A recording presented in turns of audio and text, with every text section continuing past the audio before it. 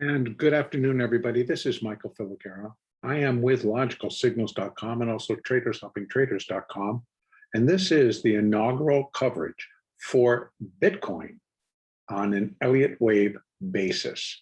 And today's date is Wednesday, August 25th, 2021. And thank you for checking out this video. And within it, I'm also going to be laying out my current view or Elliott Wave count for Bitcoin now that I have enough information and data-wise to produce at least a weekly chart so I could start to put together a picture.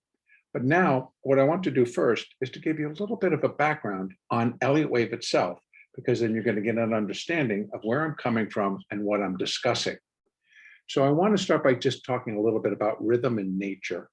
R.N. Elliott's findings that he wrote in 1936 in the original The Wave Principle, he began to discuss that the universe is ruled by law, and that often it's that law that is misunderstood or not accepted. So in other words, is that we've come to expect the sun to rise every day, the sun sets every day. And when that happens, it's a full cycle, it's a full, complete movement. And then that movement can be tracked by days, and then days turns into months, and how the months came about. But they are all under that this happens universally and in nature. There are cycles in life, there are cycles in the seasons. And so we can continue to find this in nature. So he begins to talk about that there is a law of nature, and the fact that man is, for all intents and purposes, of nature, then we also are ruled by that universal law of nature. And even though we don't necessarily understand a particular phenomenon, like the wave principle, or that the fact that the sun rises and sets at particular times each day, and when the seasons come and go, what causes that? I mean, that now we can figure it out because science has advanced and human beings have advanced. But years before, they just expected it, but didn't understand why. So man is no less a natural object than the sun or the moon. So therefore, his actions too, in their metrical occurrence, they're subject to analysis. Human activities, while amazing in character, if we approach them from a rhythmical basis or with a rhythmical bias, they contain a precise and natural answer to some of the most perplexing problems we have. In addition, because man is subject to rhythmical procedure, calculations having to do with his activities can be projected far into the future with a justification and a certainty heretofore attainable, or unattainable, I should say. So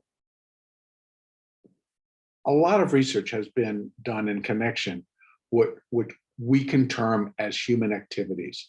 And it indicates that partially all developments which result from our social economic processes follow a law that causes them to repeat themselves in similar and constantly reoccurring serials of waves or impulses of definite number and pattern. This is important so that because we're human and because we're a part of nature, that all of our activities that indicates that partially that all the developments of which result from our social economic processes follow a law, and that is the law of nature. And so it is that it is necessary to take in the field of man's activities some example which furnishes an abundance of reliable data. And for that purpose, R.N. Elliott himself found nothing better than to really display and track human activities in the social economic processes. Where do you want to look? He looked to the stock market. He began to chart and follow the Dow Jones. And in that process, he realized that there's no other field in which prediction has been essayed with such great intensity and with so little results. So therefore, economists, statisticians, technicians, business leaders, bankers, they've all tried to get into this, what looking out to the future to predict what prices would be on the New York Stock Exchange. But I'll tell you what particular process has stood the test of time, has been really followed very cleanly and very succinctly through all of the ages. So in other words, it's like it worked back when everything was handwritten, everything was hand-coded, when we had chalkboards, et cetera, because it was the stock market and it was fueled by human activities and emotions. So those were trackable. And by doing so, Elliott was able to put together that they actually, what they formed were building blocks. So that's when he started to realize that it was a repetitive, that our actions and our emotions and our behavioral processes were very trackable, particularly when it came to finance.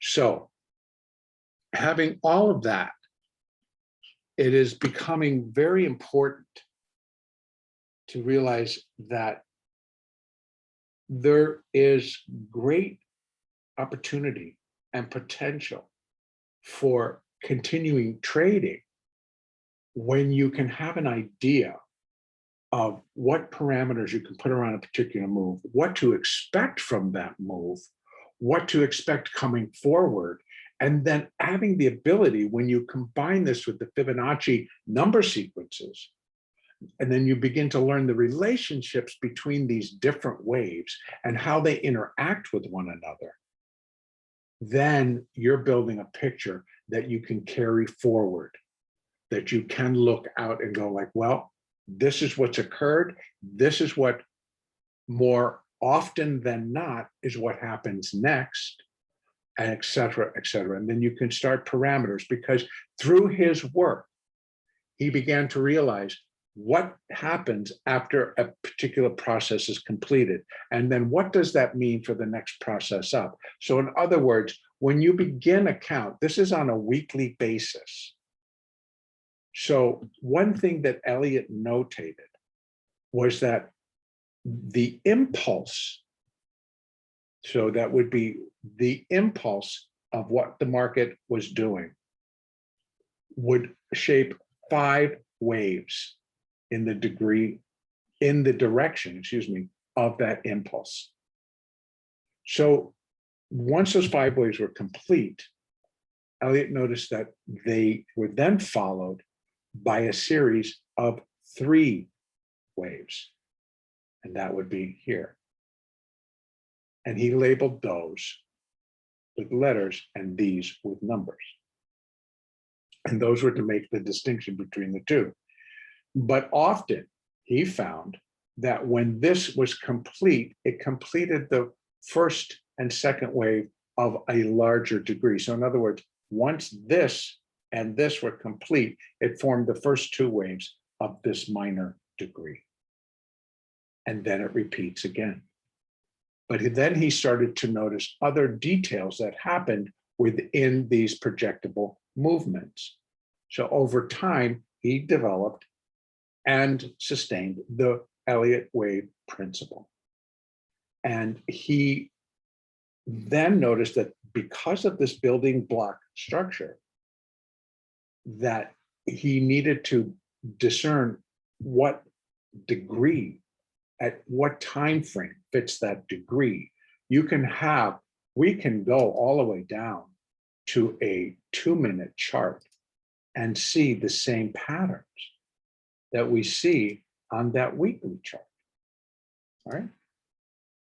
That's a 2-minute chart that is just there, but here are the same patterns. See, we've got the 1, the 2, the 3. I'm going to go back to that 2-minute chart. The 1, the 2, the 3,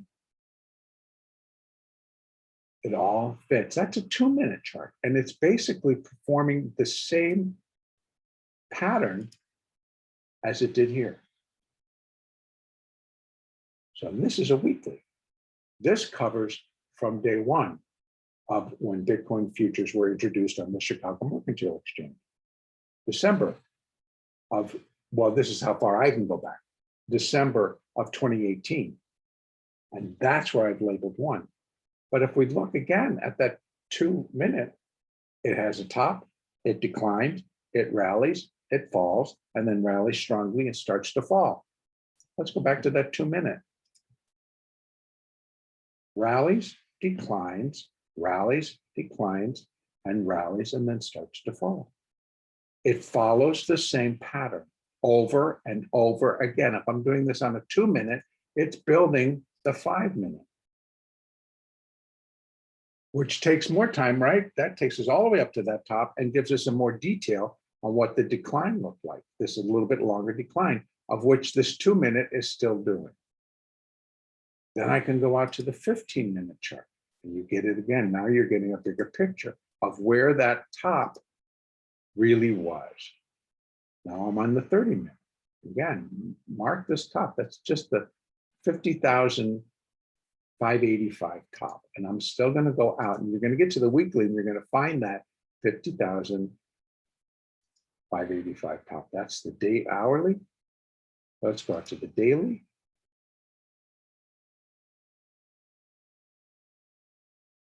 Here, check that, 50,585.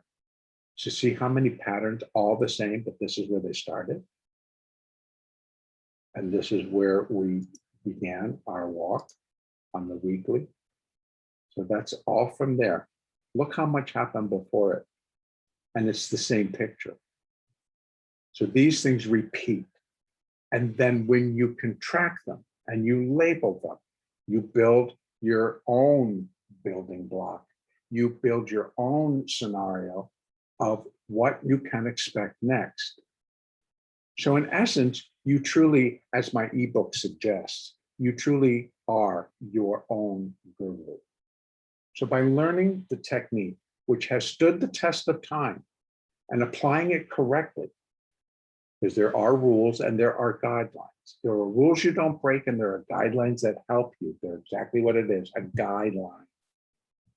And even in our age of electronic, where everybody is now trading electronically, which changes the whole canvas of how we trade. If you're an older trader like myself, who was a pit trader, I traded on the Pacific Options Exchange. I've traded on the London Traded Options Exchange. I've traded in Amsterdam on the European Options Exchange, on the German DTB, and then came back to the US. But then in the start of the millennium, in like 2002, 2001, 2002, everything began to move off floor. So the floors became almost obsolete and everything went electronic. And that caused a learning curve for a pit trader. But at the same time, we're still in a learning curve because Bitcoin is a brand new market. It's been around for a while and it's exploded in its intensity and its broad-based participation because it's a new technology that is moving at the speed of light. So these are all part of what we track in Elliott Wave. And this is why it continues to stand the test of time. We as human beings have not changed. We continue to be run, or we live under the law of nature. There's no way around it. We live in a Fibonacci sequence. If you learn further on how Fibonacci is used, all of that is applicable to us as human beings. It's applicable to what's around us. It's applicable to nature.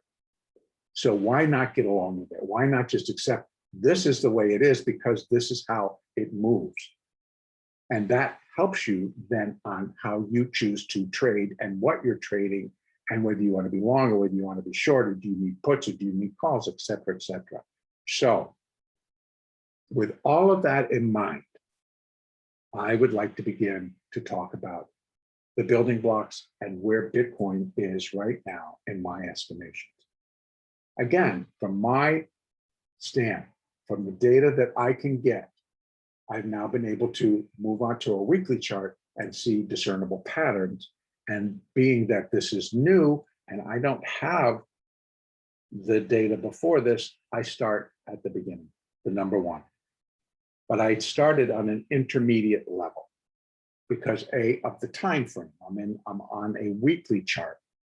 So I'm not going to start at the highest degree because I don't think we're there. That would be like starting at the top and trying to work your way down. Now, granted that this whole process is top down. You start with your biggest picture and you take it down to your smallest picture. But as you now see, we need to develop and figure out this bigger picture right now. So that's why we start here before we can move it down, even though it's the same patterns. How do we want to label them is what really is going to be, because all the labeling starts on your largest picture. So I'm starting on an intermediate degree. Now above this degree, we have a primary degree, we have a cycle degree, and we have a super cycle degree. Those, the primary degree can take several years to unfold. So again, at some point, this may be moved to a primary degree level. But right now, this is where I'm leaving. Because no matter what level or degree I go, that's just a time factor. Everything still, all of the rules, everything still applies no matter what degree you're counting from. So again, I'm starting on the intermediate. That's labeled in yellow. And then within an intermediate impulse wave, so this would be waves 1, 3, and 5 within an impulse wave. There are 5 waves. 1, 2, 3, 4, 5. 1, 3, and 5 move in the direction of the trend. Wave 2 and 4 correct it. So wave 2 corrects wave 1. Wave 4 corrects wave 3. Wave 5 completes that movement and then sets up for an ABC corrective wave. So we have impulse waves and we have corrective waves and or counter trend. Right now, the trend is up. The trend was developed up from day one of when Bitcoin came onto the market. That's why I've labeled this as wave 1. When the market first opened, this was where it got to, and then it immediately dropped from there. So I have to start 1. It came in at the top of 1, and then it declined in a wave 2. Now, so this was 5. Then we get 3, labeled A, B, C. That then completes a total movement. That's a complete movement under Elliott terms, right? A 5-wave impulse followed by a 3-wave corrective or counter trend move. Now we build on that, as I've already demonstrated. This is 1, 2. Now we're going again. And so we're going to go, we need to count 1, but now we're counting on 1 degree lower. So we start over again, but now we're coming down to the minor level.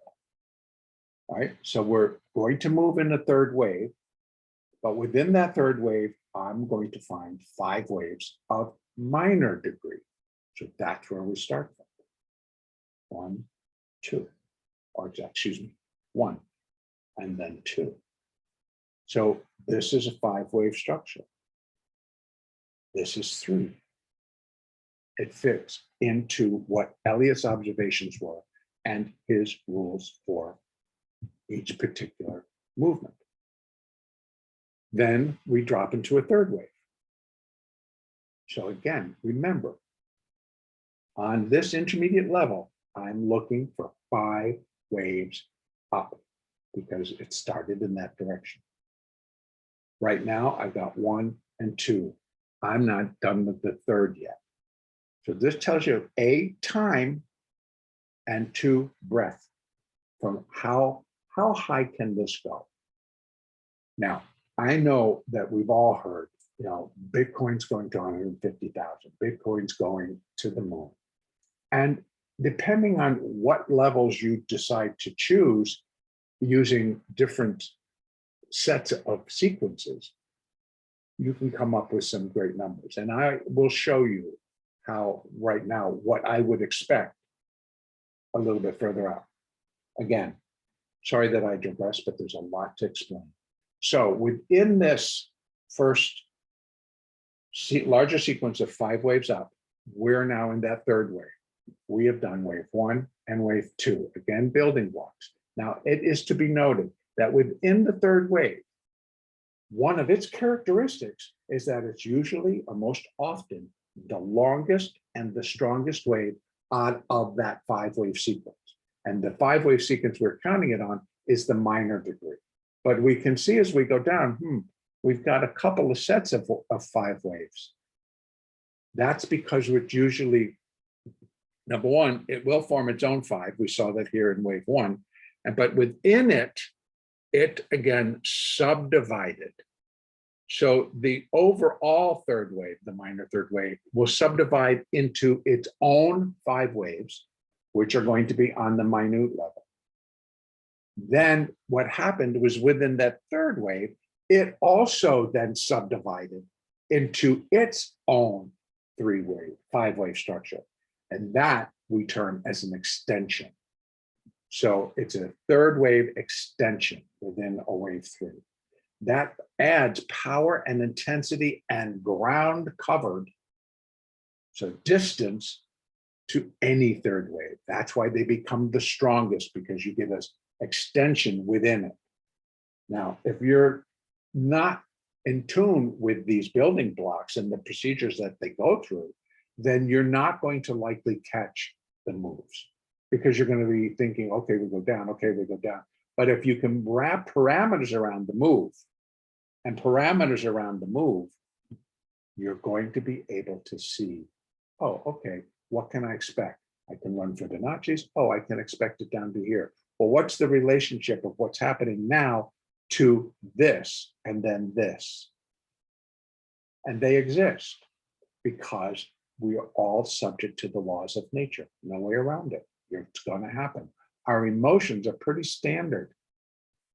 And often people think, well, you can control your emotions. Yeah, we know how that works out, don't we?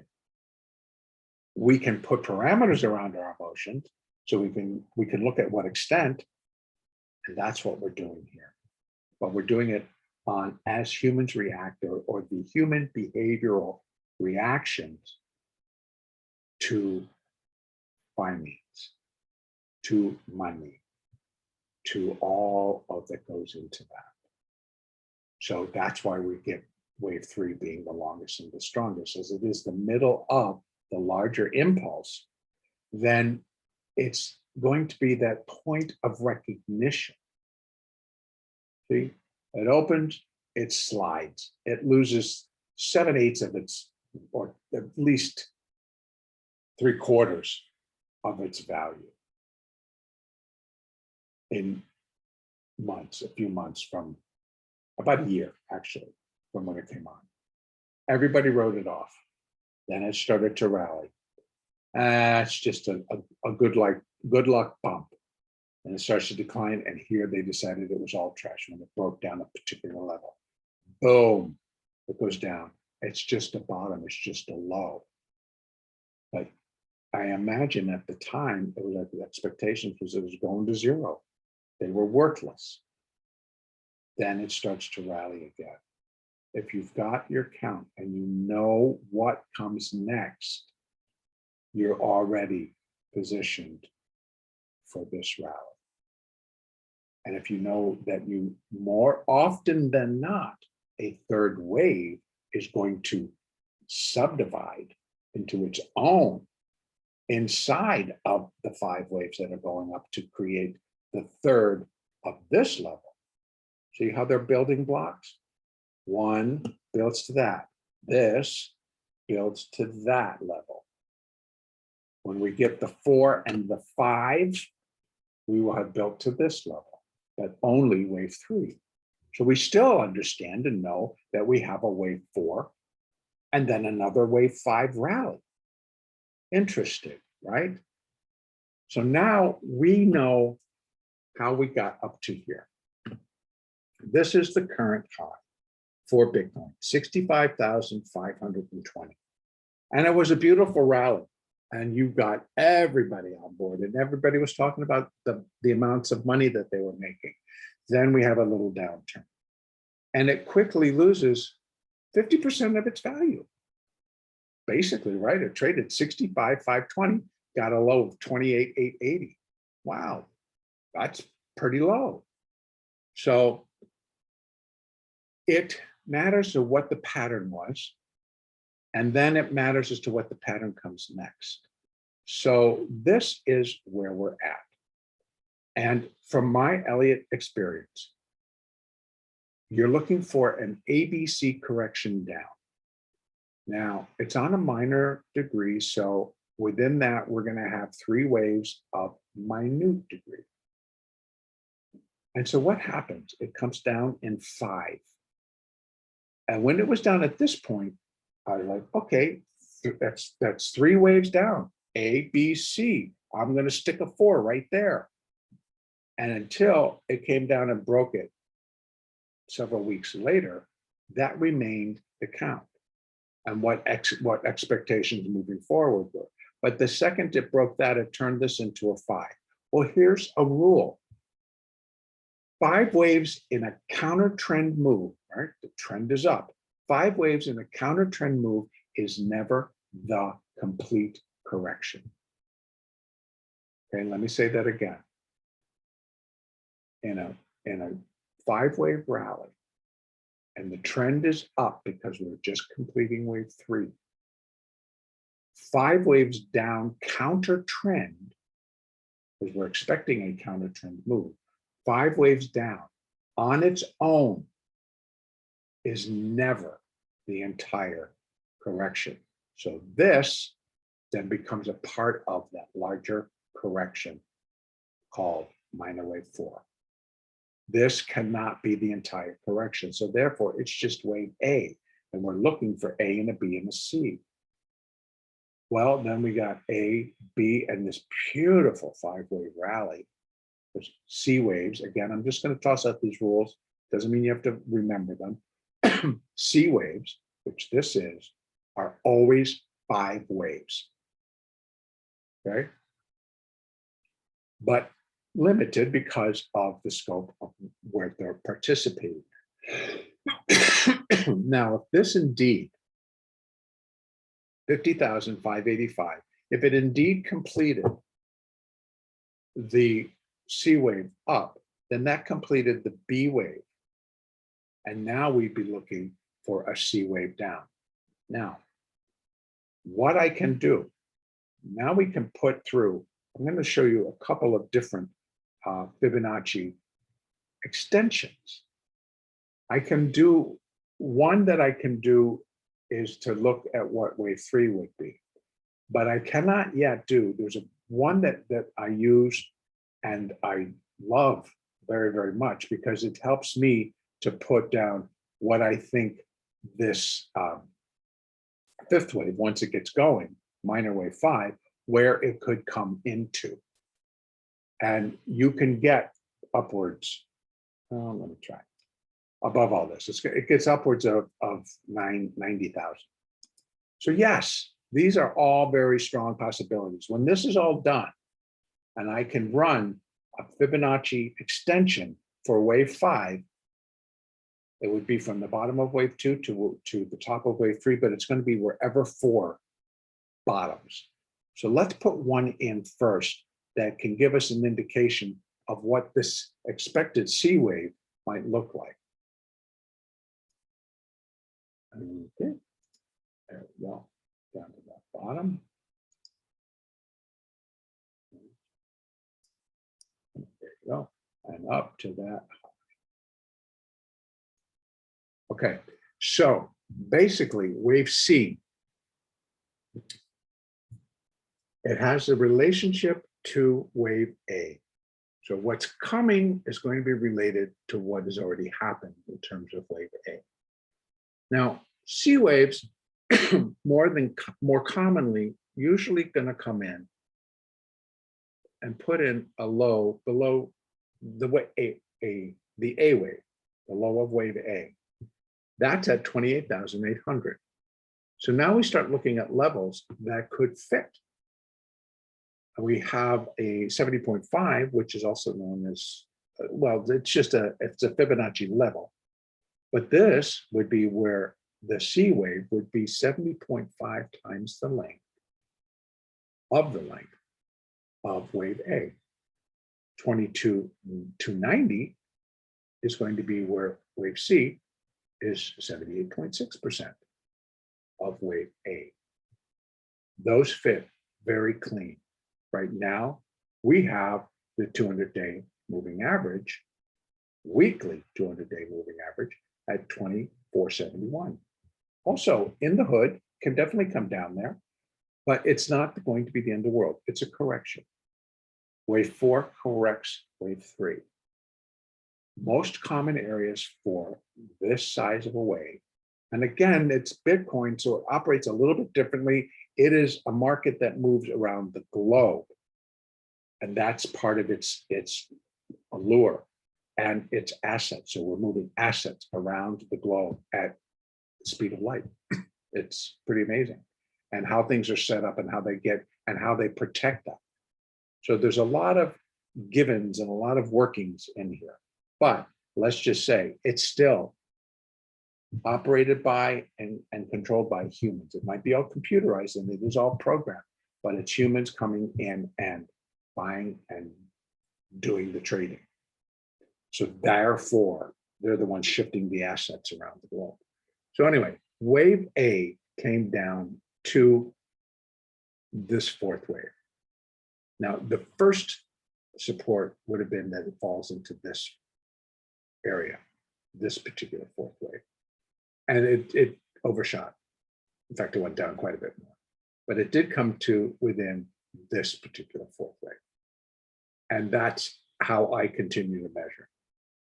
So if it continues to drop and gets below this level, which is all the way down at 13,915, this could remain a 4. It just cannot overlap. A fourth wave in a minor degree cannot overlap the price territory of the minor 1. And that starts right there, 13,915. So that's how far it can drop before you'd have to realize, oh, this was an A wave, a B wave, and a C wave, and now we're going to correct from that level. But I wouldn't start it that way. So again, I would not be expecting a drop to go much further than here, possibly here. But it's going to be enough to scare everybody. It's going to be enough to empty out a lot of people. And that is what corrections can be about. But if you have ideas, that makes it tradable. It makes it tradable on the way down. Because number one, there are options. Number two, it's a future. And if you can trade the future or a derivative of the future, it could be very tradable.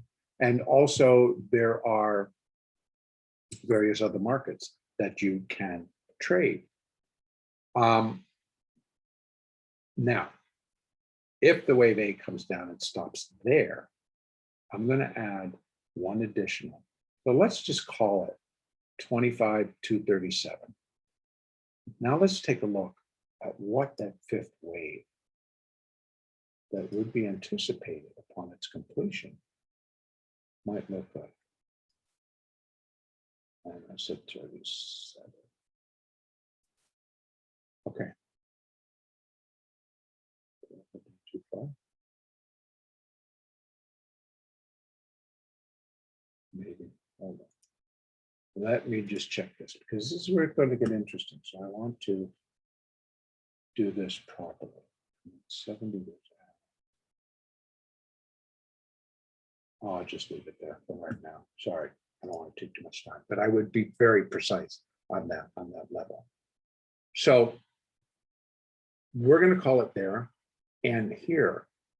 Now I am going to take off this one, which gives us that downside. Now we're just looking like this is where it completes. And this is where we'd be looking.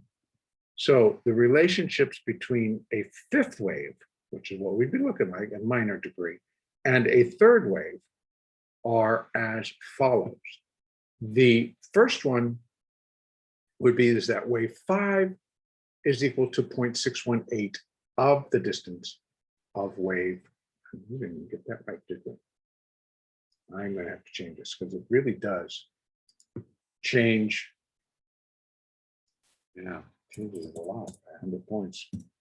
65,520.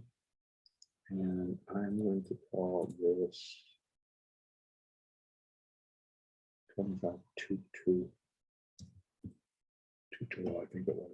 We'll just change it around a little bit. Yeah, that fixes it. So the first one is that it's 0.618 of the length of the third wave. And that's 63,150. Well, I'm also looking for wave 5 to take out that high. So no, not likely. Then we have the next layer, which is 0.750, and that is 68,489.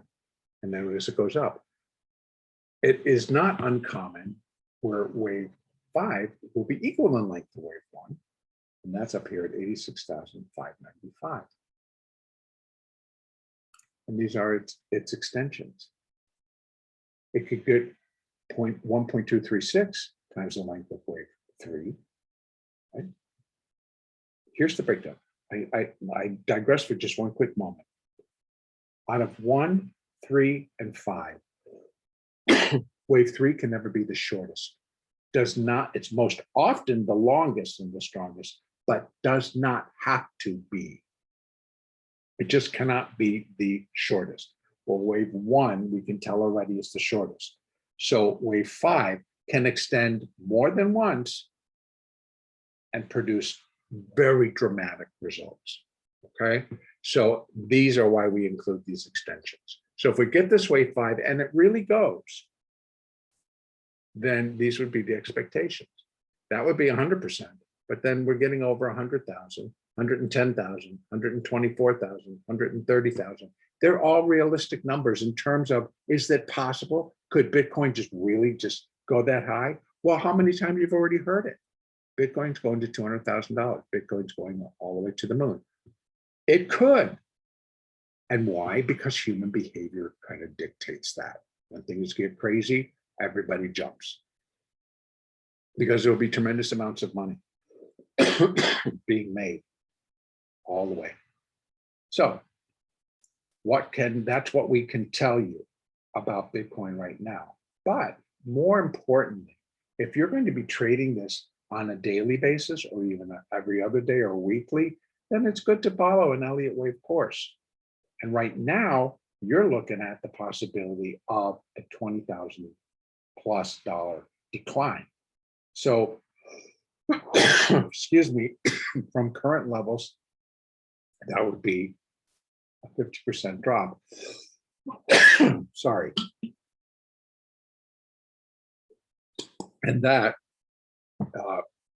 could put a hard press on a lot of portfolios and force liquidation. But we'll see. The point being also, Bitcoin has survived massive drops in the past. And so you figure out a way how to short it. Bitcoin trades options. So there are ways. In any case, you can plan and then be looking to get long at these levels so that you're ready for the next rise. And the decline on the way down, let me go back down to that 2-minute, or let's go to the hourly chart. You can see decline, but that was a rally. So you trade. Even if you're just buying, stepping in and buying it here, you made over $2,000. So nice move, nice trade. It goes from 47 to 49.50. Nice trade. And there are other ways to participate. Now, I also use moving averages. So there are definite, on a very short-term basis, there are a lot of things to be done. And look at this, 1, 2, 3, 4, 5. It falls such in place. And that's just off of that high, the 50,585 high, which took place on Sunday during build-ups. So, folks, it works. the markets do continue to follow the same patterns. The patterns are building blocks. And I'm introducing it because I wanted to show today where it has come from, where it is going, and what are the most likely probable paths. So today I presented the preferred view. I will next work up, and it might become over the weekend, or maybe maybe tomorrow. If not, it will come over the weekend, where I'm going to give you the alternate view. I always operate with a preferred view and then an alternate view. And that would be, again, that, like I said before, that this was a top, that's A, and we got B, and this is going to end up being three waves.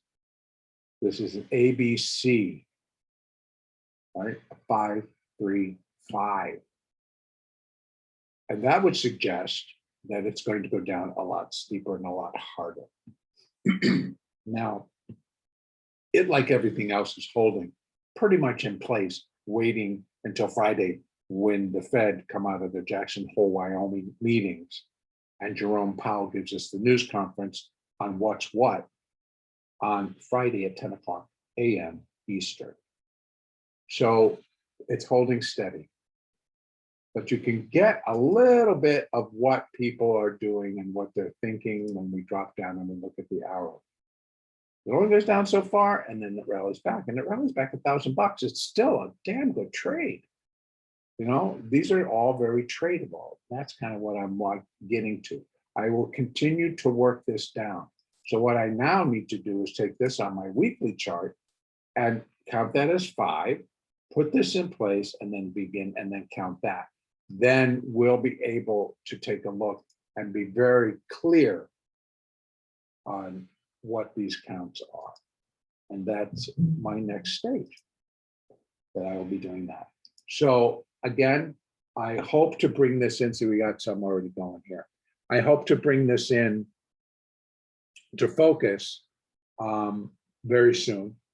And so also then to be adding Bitcoin and then other cryptocurrencies as I can get the charts built.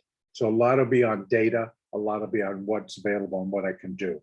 We can do Elliott on a very small term time frame chart, but understand that, you know, it's counting 1, 2, 3, 4, 5, and you're starting from an absolute beginning point. And so you'll be counting very small, and the turns will be very small. So depending on how you like to trade, you're going to be able to follow it, and you're should be able to do it. This is where I'm going to leave this for right now. And I will look to update there are 2 things: update with my alternate view for Bitcoin, long-term alternate view for Bitcoin, and then also start to follow the preferred count, but on a weekly to a daily basis. Thanks for your watching the video. Thanks for listening. And if you like this video and you want to get more information on Bitcoin, make sure that you subscribe to the page so that you'll always know when the next one's coming out. Thanks again.